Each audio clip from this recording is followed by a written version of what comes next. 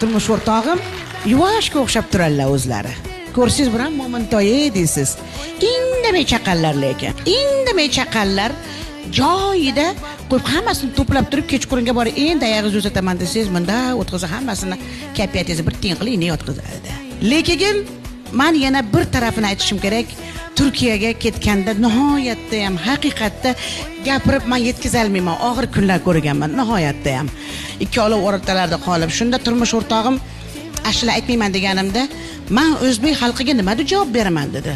Men shu bolaga erga tegib shunaqa tashab yuboribdi demaydimi dedi. Men o'lib qolsam ham ishlab topganman, shu ashlaga tikkanmiz aytasan. Qulog'imdan tortib yurib chiqargan ash san'atga. Keyin men aytganman. Endi bundan keyin muvaffaqiyat ham saniki, nima bo'lsa saniki. Chunki men haqiqatda bir san'atdan ko'nglim sovib, yana keyin qaytgan odamman. Shuning uchun gapiga quloq solib yomon bo'lmadim.